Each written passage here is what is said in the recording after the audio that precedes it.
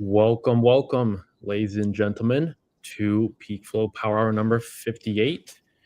It is Black Friday.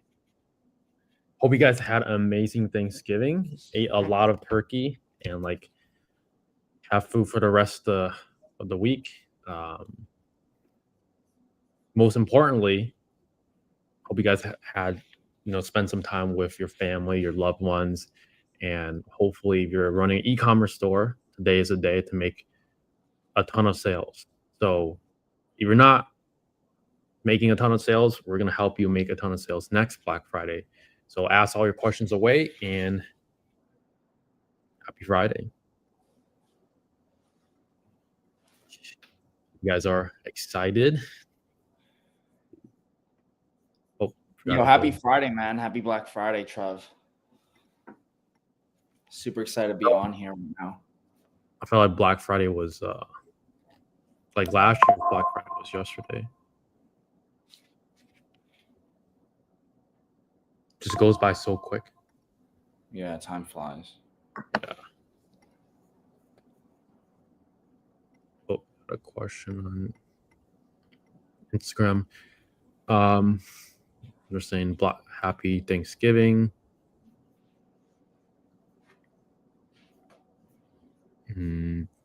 Oh, this week we had a case study with a fellow member of the High Tech Econ Launchpad, Shora. He did 96,000 in a single month from the UK. So if you guys are from the UK, this just shows that, hey, you can do this no matter where you're at, anywhere in the world. You just need a Wi-Fi connection, and you need to have a good mindset, the mindset to learn, a mindset to actually want to do the thing. That's the most important thing.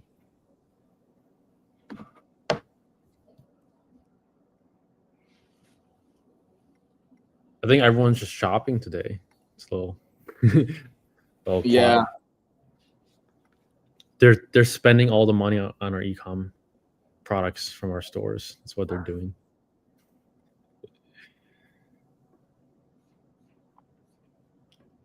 But if you guys are gonna spend money on Black Friday, you may as well put that investment into something that can yield returns. And there's no better investment than investing into yourself.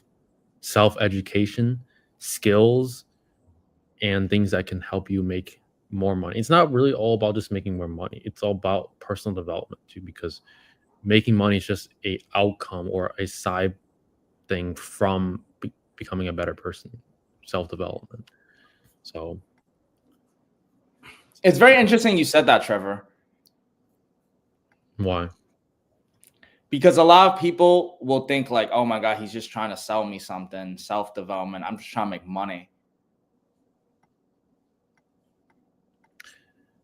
Look, we've talked to so many people over the years, and you'll realize that a lot of people do need self-development, because not to be offensive or something, like a lot of people's mindsets are just not it. Like they just don't have the right form of thinking. And we're here to change people's lives and mindsets one day at a time. That's what it takes. What do you think makes a bad mindset, and what do you think makes a good mindset? What are your thoughts? Well, I think number one is being open-minded. Mm-hmm. If you're not open-minded, then no matter what I tell you or no matter what markets tells you, you're not going to, you're just immediately, your brain's going to immediately just shut it down and say like, hey,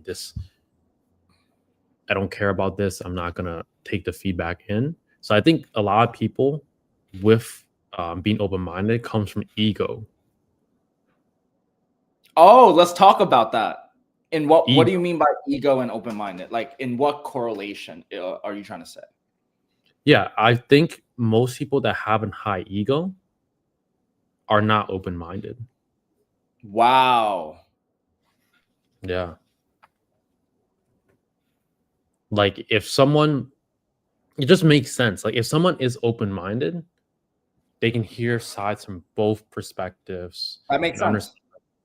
then they don't have a high ego. And there's no point of having a high ego. Like, what does it do? There's never been a benefit of a high ego, unless I'm missing something. Well, let me ask you this, right? How does one recognize they might be in their own head, in their own ego, slash maybe wants to get out of it, but also like can't see? Because you know, when you're vision tunnel with just one scenario, whether it be good or bad, you just have that replay over your head, right? Like, how do you kind of expand through that vision, become more open-minded when you do have that ego visioned one tunnel? What are your thoughts?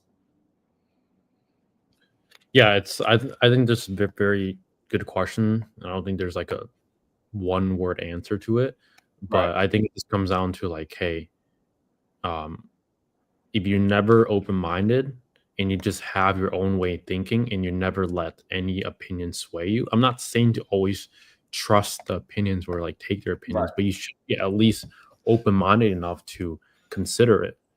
If you're never doing that, then no, I feel like it will only get you so far because one person can only know so much to get them to a certain point in their lives, but they will need to, get feedback from other people to know what's the next proper move.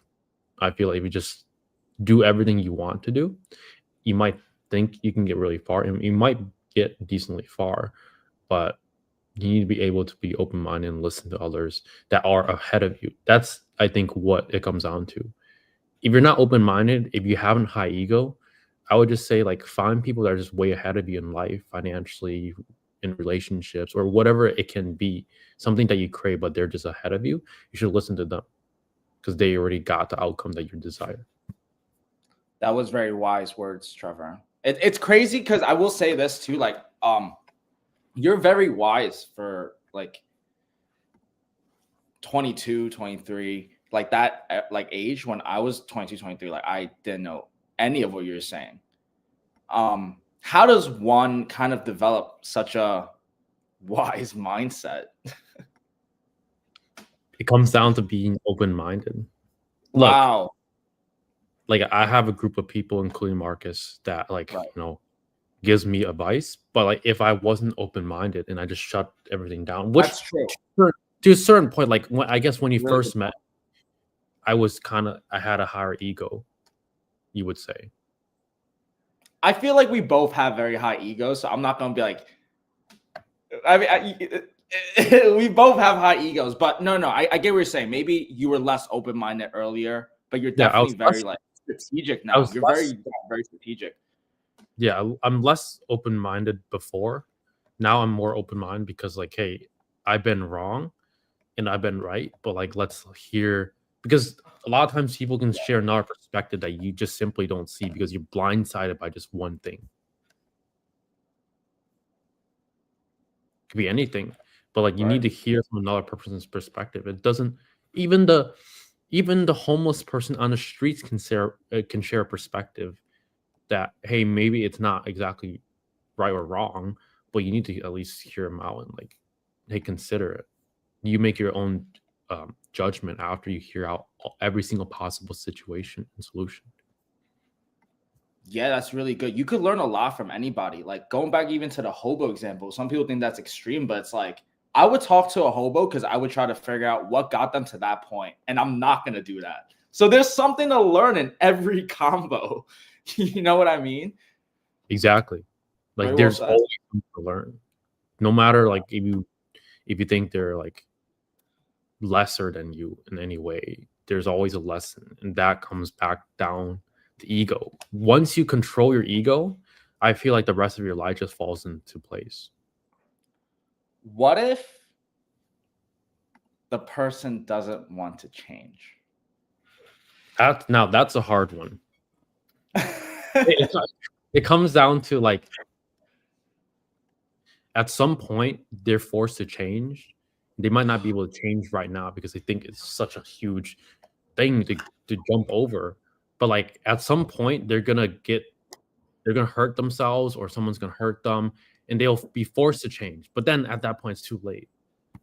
So, you know, you need to recognize that if someone isn't open minded, it's very hard. Like no amount of words even if you spend 20 hours on FaceTime or in person trying to convince them, like if they're not open minded, it does not matter, because like you're just wasting your time. They need to have at least a sliver of like open mindedness, otherwise like it's cooked. And I think a lot of people aren't open minded to the fact that like there's a whole world of opportunities outside their normal circumstances, outside their job, or maybe they're in school, right? Like, you know, I talk to a lot of people all the time, and they're maybe in this like corporate setting where they have that steady income. And it's just so fun to ask them like straight up, what if you quit? Right? Like, is the job not going to be there? Like, it's going to be there, right? The people that care about you, your family will always be there. Your job will always be there. Take the risk. You know what I mean? Like, you only live once. Like, go for it. Like, it's supposed to feel scary. I think that's what life's about. Like, go for it. Right? Like, what are your thoughts? Or what if they're just scared? Like, let's just say I'm scared to make the change. Like, what do I do? Like, where do I begin? I think you could be scared. I think it's okay to feel scared, but you should do what you know is right, or like what feels right, which is like, what do you want? Right? Like, what are your intentions and what's your goal? And then, you know, kind of reverse engineering that. But that's very logical, I'd say. Yeah, it's all about like, what do you want and how can you get there, or optimize your odds to get what you want. Right. Just have that type of thinking. And I know, like, especially if you're the opposite gender, it's very difficult because you're biologically wired to think a different way. That's just how it is. So yeah, I mean, I feel like you can train yourself, because like anything is possible no matter like what you think. You can train yourself to have that thinking, but it just comes down to like, hey, you need to first want to have that type of thinking, and then like see the benefits of it, and then slowly in your day-to-day life have that type of thinking. Solution-oriented thinking. Solution-oriented thinking. That's a good mindset. Stop saying I cannot or I can't or other variations of that. You should go into anything, no matter what it is, with how can I do it, or I can do it. Either you can do it or you're going to find a way to do it. I want to share one thing to add to that I think is very valuable. For me, like how I've was able to remove myself from more of the materialistic stuff and kind of get more open-minded to experiences and trying was like when I was around 22, my birthday's on April 26th, and then I had a unfortunate accident with I didn't have it with him, but like my cousin had like an accident and he passed on April 25th. And I remember like on that same week of my birthday week, we were at like the funeral, and it made me realize how like you could have all the gold, because that's what people decorate them, all the kings and everyone, queens, like you just decorate yourself all the gold, but you don't take that with you, right? Like what you take is like the memories you made and the stuff that lives on after, right? Like there are people that live on, like people still get talked about after. That's true. Like you like, mark something in the world.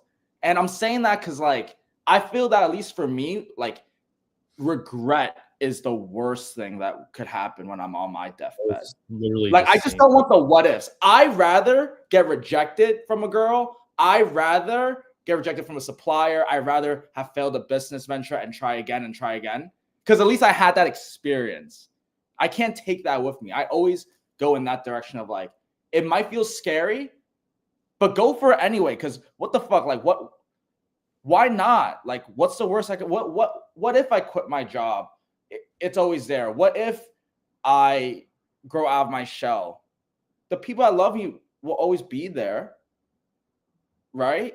So, what are your thoughts to that, Trev? Like, I feel like I'm just rambling too much. Yeah, 100% believe in that type of thinking. Like, hey, you need to, number one, get out of your comfort zone, which is easier than said than done. But like, you need to be put in the actions that will get you towards getting out of your comfort zone, and then it just comes down to like, it all just comes down to, do you even want it?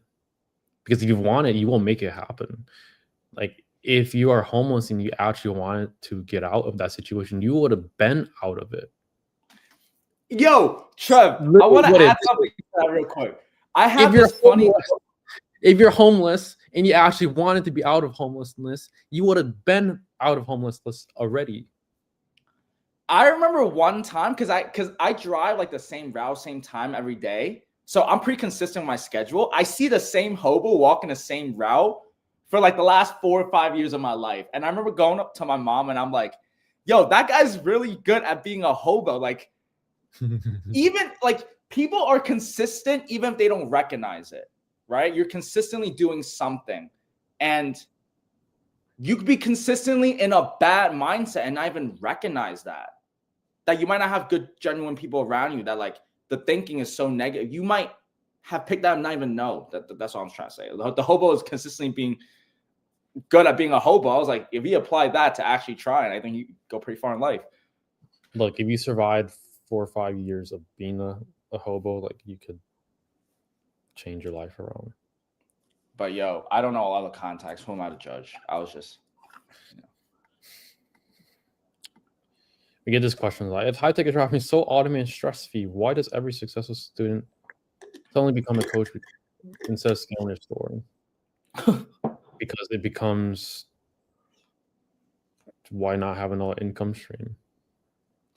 But let's also talk about that, right? Like, who?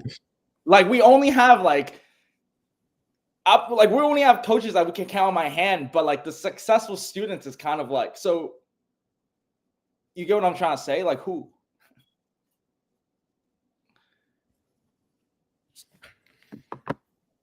I mean, at the end of the day, we all just want to make more money. So just think about it that way. It's probably intentions of making more money. Howdy, gang. Aura King is here. What's up, Ryan? I think Ryan's running search ad right now. Interesting. Yeah, all that talk just comes on to like, just take away this from what we talked about. Do you want it bad enough? Yes or no? And your actions will show up otherwise. If you won't say yes or no, your actions determine that yes or no.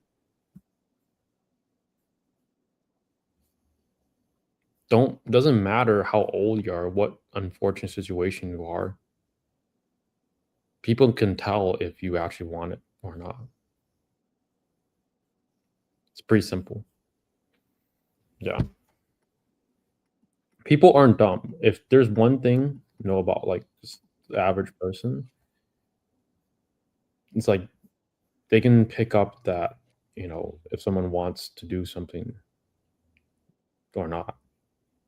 And their actions determine that. I don't think people are dumb. I think people don't try. Trying is just so much effort. So what do I do? Mm-hmm. It's so much effort. So what? That's people's mindsets. It's like so much work. I don't want to make people mad. You just got to do it for yourself. That's what it comes down to. Yeah. Let's answer some questions. What does your net profit look like after refund disputes, supplier failures, ad account losses?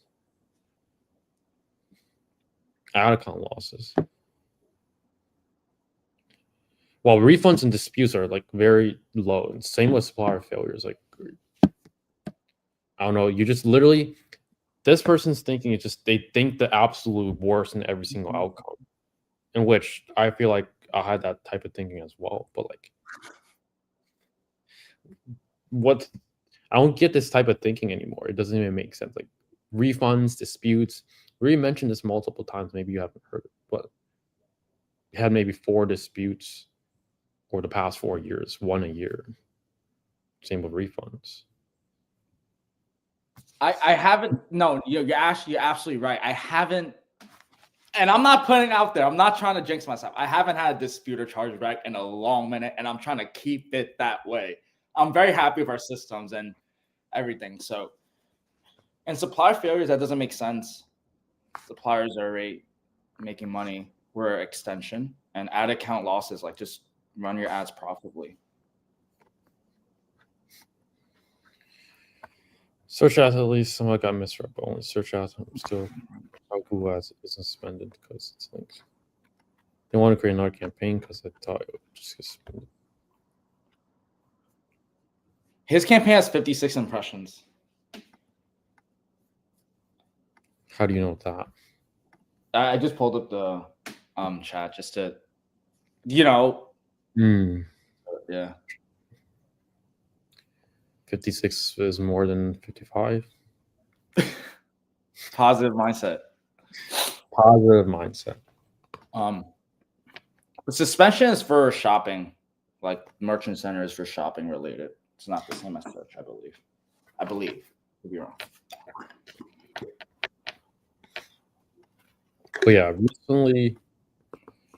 recently Stripe rolled out with a feature called AI Power Smart Disputes, and it will probably be rolled out to Shopify payments. But essentially just means that if you get a dispute, this is more like for low ticket. Stripe has $1 trillion in payments processed annually, so they will automatically do the dispute for you, and if they win for you, I think you pay 30% of the recovered dispute amount. That's quite a bit, but like if you think about it, Stripe has $1 trillion processed. They have all the data on like how to win a dispute. Yo, I want to talk about this for the viewers. Let's say you start off with $50 cash, right? I'm giving you cash, Trev. I'm the seller, you're the buyer, right? So we transact something, $50. If Stripe takes 2.9 every time, after like 10 transactions, all of that money goes to bank providers. That's kind of crazy. You get what I'm trying to say? Yeah, that's why you just got to beat a bank at some point. Like that's kind of scary. Think about it, like 50 could go to zero, like slowly, just like damn. Yeah, I think payment processing is quite profitable. So honestly, if like once we figure, I don't know how long it will take, but like I'm down to start our own payment processor. Just cut out the middle. Yo, like all these like payment holds and stuff like that, with Stripe and like Shopify payments and all that stuff. I got my money back from PayPal though. You know how long it took? 4 years. Only 5 years. It's my fault for never fully following up, but I finally decided to like just get the balance back. It was like $5,000. So I called PayPal and I'm like, yo, you keep because you know what they do? I'll tell you what they do. They keep postponing it 120 days, 120 days, 120. I forgot. Like I just got so used to it's just like, all right, nah, like I'm not trying to see this hold anymore. I call them, they look up the record. Oh shit. On file, it was like 5 years ago almost. But I mean, I'm pretty sure it wasn't that long, but like that's what they said. I was like, yeah, like, and then you know what the rep asked me, bro? The rep was like, oh, it looks like your last transaction with us was almost 2023. Like, how come you haven't used us? And I'm like, well, maybe if you didn't hold my money, like, stupid. Yeah, no, payment processing is so there's definitely something to think about. Yeah. I'm unfortunately invested in PayPal stock, but I regret doing that. Really? Yeah. I heard it's I know, really. I heard it's well, from my research, it was a good buy, because it's undervalued right now. But just the sheer hate of PayPal, like, it just makes me like want to sell my position. I don't really use PayPal for my stores. I'd rather use Shopify payments right now. Yeah, you can accept PayPal now using PayPal wallet via Shopify payment. So that way you don't have to have a PayPal account. So that's a golden nugget for you guys. So yeah, it's weird because in the past, like, it misread to completely shut down. Yeah. Yo, bro, from which AOV you call a high ticket dropshipping? $1,000 and above. Bro, you see my messages? This is live. How is this not live? You see the little live icon? If someone copy your exact system today, what's the biggest operational problems they would face in the first 30 days? Well, they just won't know how to run it. That's a great point. You can copy everything you want. Doesn't mean you understand how to use it. Still gotta have the knowledge. Yeah, that's the thing. Copy all you want. The person that's getting copied is still steps ahead of you. And they will always be 2 steps ahead of you if you just keep copying. Damn. What the fuck? Are you selling some couch or something? Bro, I don't get why $1,000 is such a shock to people. Like, you never bought something at $1,000 before. Your iPhone, that's $1,000. Your MacBook, that's thousands of dollars. You never bought anything expensive online. How do you supply? You get it from the manufacturer in the USA. You get it from the brands that manufacture those. How much delivery time you got in $1,000? They're US shipping, so if it's heavy, then trucks can take 4 to 10 days. If it's UPS, FedEx, that's just normal shipping times, like 3 to 5 days, roughly. Are you guys familiar with Shopify Collective? I found some suppliers and products, but the margin's like 15%. Yeah, Parkus knows what Shopify Collective is. Shopify Collective is just a place where you find suppliers. It's honestly really good for supplier research. A lot of people sleep on it. My supplier stack is pretty like stacked right now, so I haven't been in that, but I would definitely use Collective. I even seen DJI on it. DJI. Yeah. DJI drones and that brand, because I think that connects you with distributors of the brand. Yeah, it's very intricate. I wish I had a little more time to explore it, but it's definitely very, very slept on, in my opinion. Just another way to get suppliers. That's what it is. Yeah. Are they big products? Can be. You could sell couches. Or you could sell a commercial air fryer for your fried chicken. You could sell anything. Yo, Trev, real quick, I miss the watermelon eggs that we was having in the morning in China. Bro, I'm just craving some fried chicken right now. Yeah, it was finding fried chicken. Yeah. Also, the supplier reached out to me and said they do dropshipping, but they asked if I had sales for a specific brand. What should I say? Should I cap OD? It really depends on like what you're gonna say, but I would say don't lie, never lie, and always remember that you're building relationships or communication. But yeah, bro, that's a question you should ask us in the one-on-one, so we give you the exact scripts. And for those that are curious on what we're talking about, we actually are running a Black Friday promotion as well for anyone that's interested in working with me or Trevor and our team at PeakFlow 101 at ecomhighticket.com. But yeah, you should ask that to us in our private channel, bro. Because we want to talk about which specific brand, etc. Help you tailor it towards that. Yeah, produce Burnt Chocolate Collective. Pretty easy to send them shipping info. How product my niche. Gonna utilize it more. Thanks. Nice. Black Box says I can't be GMC. Nah.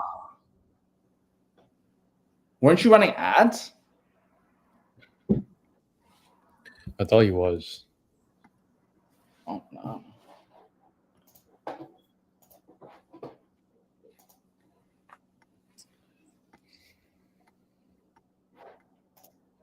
Got to beat the Google algorithm. Yeah. It's mad annoying. $1 billion company, they got to automate everything. And they can't tell the legit people from the real people. They have to be able to use AI technology to do that, though, at this point now. They got to be able to distinguish the... Maybe ask Gemini, is my site trustworthy enough? Gemini. That would cause misrepresentation.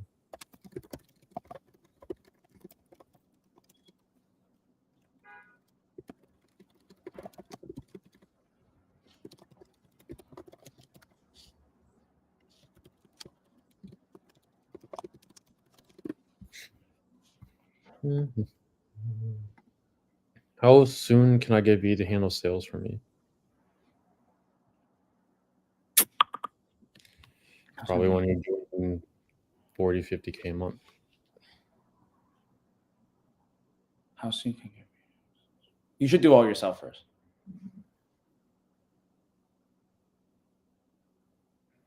Oh, wow. Gemini, I just put in like, is there anything that would cause misrepresentation for Google Merchant Center on my website? And it literally just, there's several factors to comply with GMC, but there are a few areas in your policy that pose a high risk of triggering misrepresentation. Wow. It's reading your policy page? It could do that?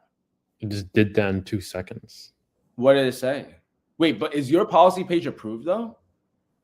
Well, I'm approved, but like, so is that risk area, threatening language in shipping policy. Any customer that files a chargeback for delays in shipping will be held criminally liable for theft. No exceptions apply.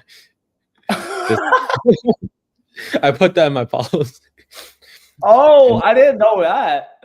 That's actually funny. That's funny. That any customer that filed a chargeback for delays in shipping will be held criminally liable for theft. No exceptions apply. I feel like that's a fair return policy. This language is highly aggressive and non-standard. Google views this as a clear sign of untrustworthy business practices that threaten customers seeking legitimate refund. It's not a legitimate refund. This is a common trigger for immediate suspension of misrepresentation policy. Restricted return fees, high restocking fees, 10 to 30% if approved, and 25% plus two waivers. High risk. While restocking fees are sometimes allowed, charging 25% plus two-way shipping or deducting transaction fees from a refund can be viewed as overly deliberate. Interesting. Violating the requirement for clear, transparent, and functional return option. Lack of physical address visibility. While physical address was found on your contact page, it should be explicitly and permittedly displayed to build trust. Medium risk. Gemini would be pretty accurate. I would like to try. Compliance. Anyways, it's based on Google. So compliance factors, areas that meet GMC requirements. Recommend steps to fix misrepresentation risks, removing the threatening language, review restocking fees, displaying your physical address. I would make all of those changes, document it, and then also manually submit that too. Because it's like, yo, your Gemini told me this. I fixed it. Right? Any leverage up you have. Mm-hmm. That was some sauce we just gave them. That was really just some sauce. That was just literally my website. Let's do Ryan's website. Let's see. The Aura King. He's happy. He's happy. He's like, finally, guys. I've been coming on to live so consistently. Honestly, think my niche doesn't need that much custom. Obviously, I pick up the phone whenever I have theory most of the question. I mean, even if it's on the website, people will still ask. That's just how people are. Do you do direct response marketing? Yeah. No. Wait, yes, we do. To a certain extent. Okay, let's talk about it. What do you mean by that? Because I thought Google is not direct response. Is it? We run Facebook. Remarketing, though. Remarketing. I don't know. I'm just asking.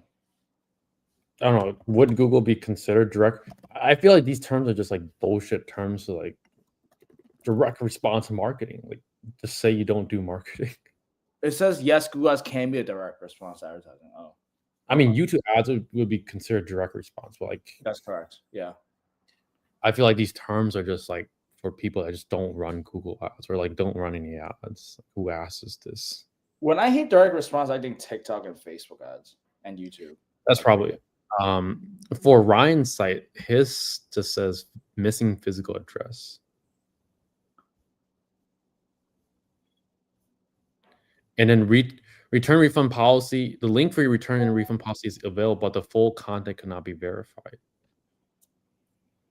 Policies must be reasonable and clearly state how a customer can return or cancel an order. Policies include excessive restocking fees, non-refundable transaction fees, or unreasonable short return window. They could be flagged as non-compliant. Shipping policy content. Link to shipping policy is available, but specific details cannot be verified.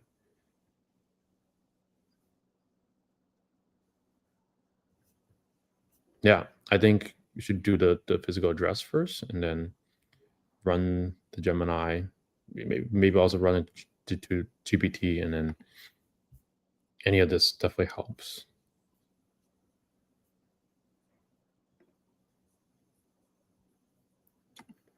Why do random people spam comment like every time I post a question on the school? They're bots trying to like engagement farm to level up on school to like DM you, I guess. Ben. We banned them. Like I ban like 10 people every day, minimum. For how does yours get approved with that language? That's exactly what GMC doesn't want. Because it's been approved and then you can change it afterwards. So you run Google ads. Yeah. What are the average profit margins after ads and everything? 10 to 20% net.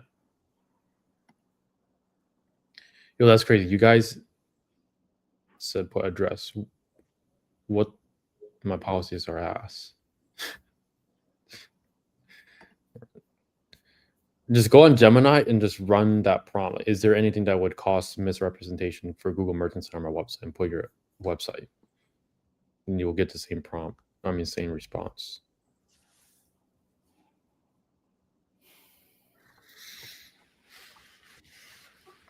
And then, like, if it says like verify policy language, ensure the content of your return and refund policy does not contain any aggressive language. You could just update your policy and then tell it like, hey, does this comply? Is it not aggressive anymore? So I would start with that.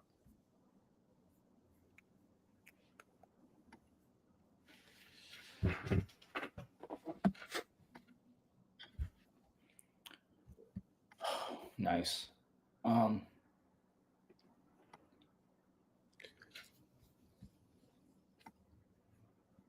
Which beginner problems quietly cause most people to quit but are rarely discussed?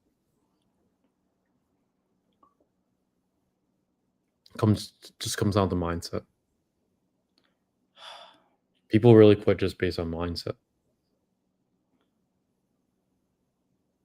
Yeah, like it's not any specific problem that I'm seeing because it's like any problem could just cause like the entrepreneur. It could be like a supplier thing, it could be a website thing, it could be an ads thing. It's like it's not even about the beginner. It's like how are they able to like what's the mindset to handle adversity? Right. That let's talk about that, you know.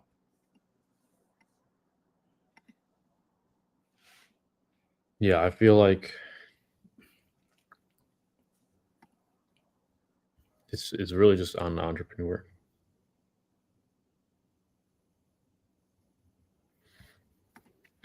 Because He's like, Trevor, Trevor, do I you need have grit? Is my you mindset? you need to, like, first of all, type in like professional language, not like this like bro language. Like you gotta start with that first. Like you can't. Cause do I have grit? Is my mindset good? Because I've been going at this. Like you can't even I've been sell going at this going at it. for a fat minute. What's his mindset, Trev? What are your thoughts? Because he wants to know. I mean, I think it's changeable. That's like right. That's a good thing. The second thing is just, yeah, I would just start to think like an actual business owner. The way, yeah, just the way that you talk. I mean, we are homies, but like, you just gotta talk professional. Like when it's business, you gotta just talk business. There's like a time for everything. Very good point. Yeah.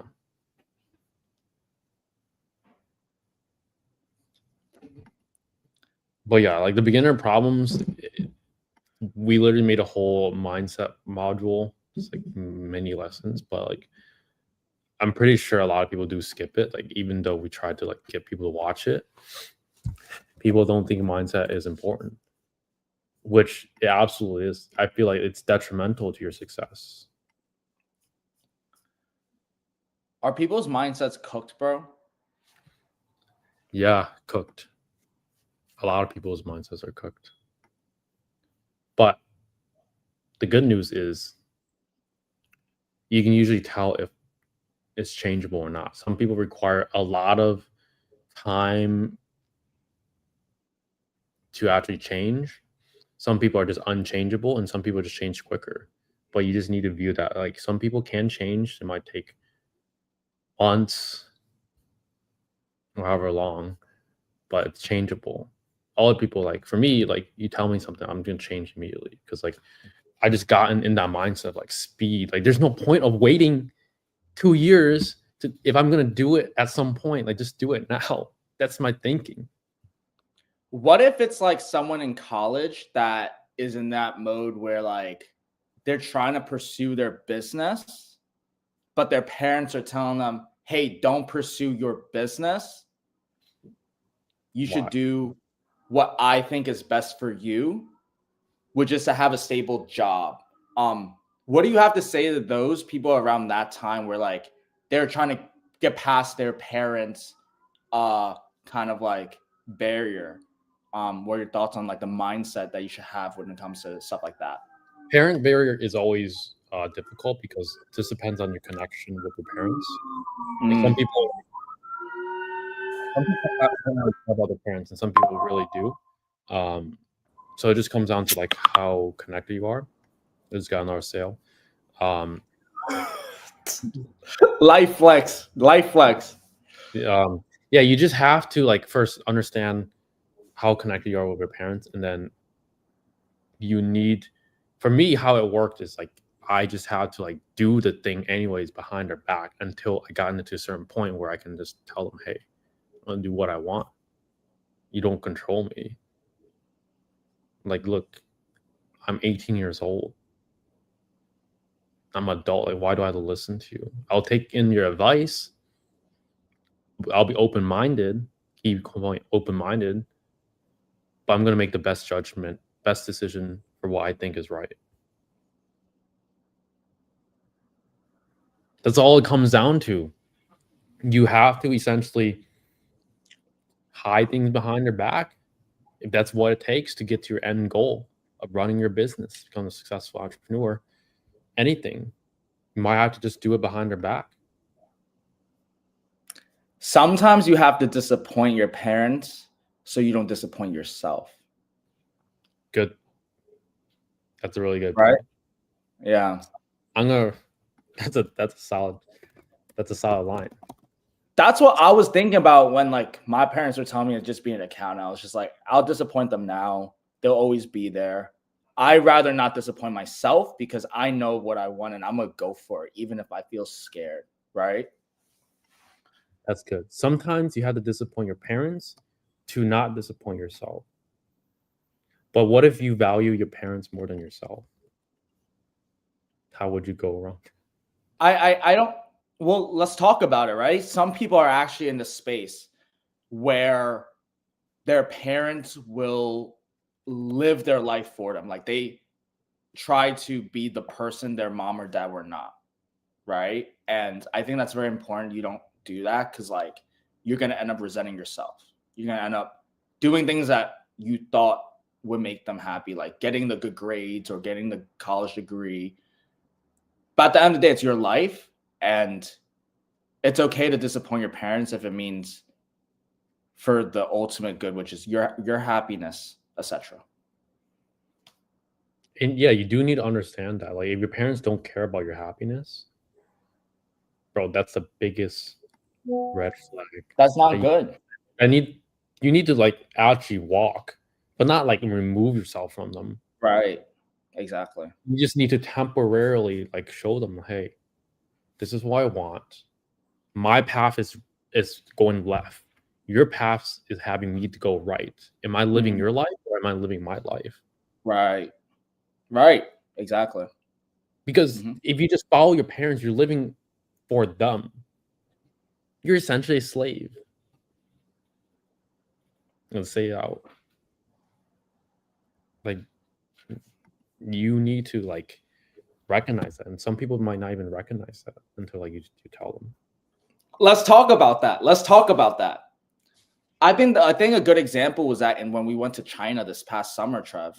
Like a lot of the people when I saw in China, they didn't even realize that like, oh, all I do is just like study and then like I don't know, like sometimes people don't even know they're a slave or like they don't even know that they're trapped until you show them like, yo, like life doesn't have to be just go to school, get good grades, and your parents will be like your parents will be happy if you're happy. That's what a good parent is, right? They will let you fall and try, you know? It feels like it just reminds me of like the North Korea example. Like your They don't even parents, know better. your parents are trying to become North Korea, and you're the citizens under that. You know better, unless you You just don't fully know better because you've never seen anything outside. yeah, you don't know what else is out there.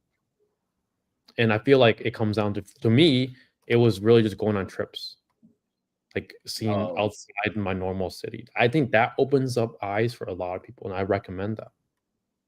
To me, like for example, Maldives, Sri Lanka, that was really eye-opening for me. that was a crazy trip. I really loved that trip. The things we did, we gave back to the schools, like really like heartwarming. Yeah, that to me like was like the really important trip. And just made me realize, hey, like I'm living under my parents' shadow. I don't Damn. want that. And it's only really applies to like Asian parents, I feel like, you know. So Yeah, I agree. it has its pros and cons, but I feel like Asian parents versus plus disappointing them at some point is the way to go. Versus Yeah. no offense, but, like white parents, they really just don't care about their kids. Like they would rather just let them do whatever they want. Um, like I feel like yes, I see like white families, like their grandmas just be like picking up the food like while their kids that are older. I mean, like, yeah, their kids that can easily do that are just chilling in the car. Like their grandma can barely walk, and you're having her pick up the food. Like, can you just step up for once? Like, I see that all the time with like white families. Like they're just not as family oriented. Yeah. That's real. So I guess how do you define a healthy mindset when failure is framed as a mandatory financial loss?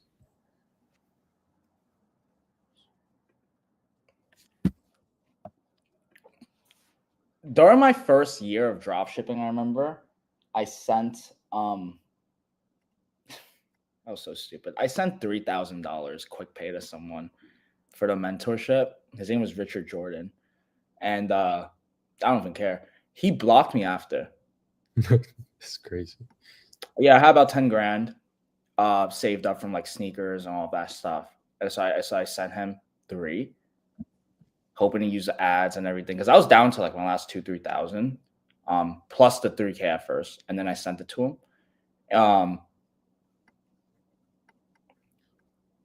I didn't look at it as like, oh my god, that's a failure because I lost money. I looked at it as like, oh, thank goodness it was only 3 grand.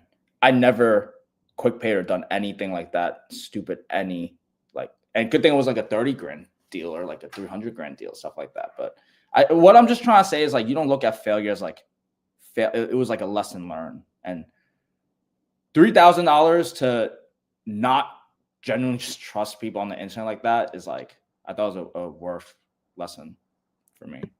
Sometimes you just have to like take a hit to learn, so you never make that mistake again. Which is funny though, because when I was down to the last 2,000, I paid for Shree's mentorship, but I went on a payment plan because of that lesson. I was just like, yeah, I only have 500, but if you can make this work, and then in the next month I did 30K.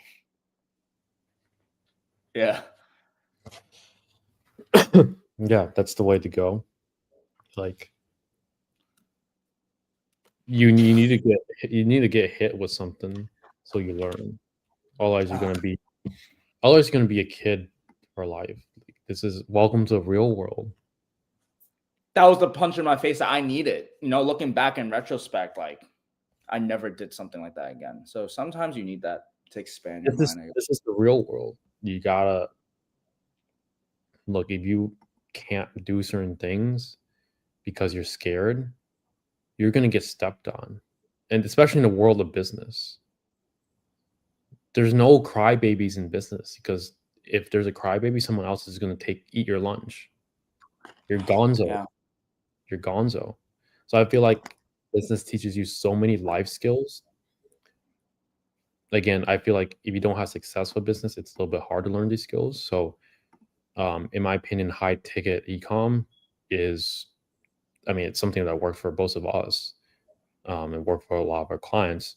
So I just think you just need to pick something that, you know, you're going to have even a little bit of success with. So that way you learn those traits that you can apply to the rest of your life. Mm-hmm.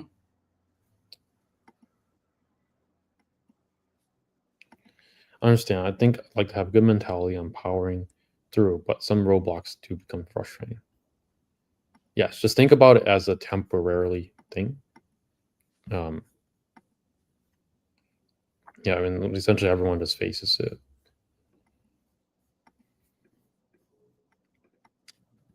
What mindset should a beginner have when losing 2,000 is treated as part of the process?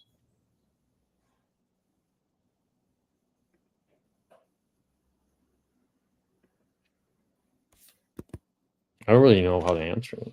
What mindset should a beginner have when losing 2,000 is treated as part of the process? I don't think that should be a part of the process. You shouldn't need to lose money. Like I did it, but that's why you guys have like a challenge. Well, I mean, business is all about taking risks to an extent. Like no risks, no Ferrari. That's what it is. You just need to know that in business you're gonna lose money. You just need to be okay with it. I lost tons of money. Even in the bull run of crypto, I lost money because I was stupid. Oh my god. So you just live and learn and just get better over time. What advice do you have for someone who has a full-time job and trying to handle sales over the phone?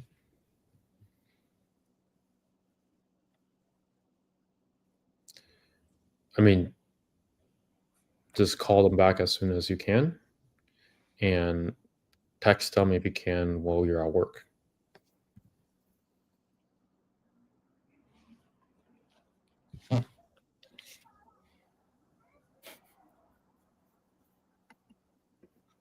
What does that mean? Fart coin? Yeah. Oh, just some meme coin. Cool. Yeah. Good live today, guys. It's really about training your mind, and I don't expect you guys to all of a sudden just change over one live. It's a gradual process, but you need to be open-minded. Be open-minded and your life will change. And you need to want it bad enough. Don't have an ego. Those are the 3 lessons you guys should take away. Don't have an ego, so that way you can be desperate and want it bad enough. So that way you want that bad enough, you will get that result. It goes in a full circle. Yeah. Tune in next Friday. We'll share some more mindset hacks that ultimately like helped us. Because I know building your business alone or even with someone else is very challenging. It's not easy, but you need to have a group of people that are always challenging yourself to become better. Yeah, your surroundings are very important. People around you, like people are like pulling you back, like not letting you like get better as a person. You got to cut them off at some point because an animal or like anything in the universe, if it's not progressing forward, it's declining backwards. That's right. No stable. So you always need to be climbing upwards towards becoming a better person. Otherwise, you're declining at, you're getting worse. Gonna take a cold bath. Let us know how that goes, Ryan. What did I say? No, I just said cold showers are good. That's all. Yeah. I was gonna say, like, let us know how that goes. Cool. Nice. Well, if there's not any other questions, we'll wrap it up here. Hope you guys all have a great Black Friday and great Thanksgiving and a great weekend. Catch you guys in the next one. Peace, y'all. Peace.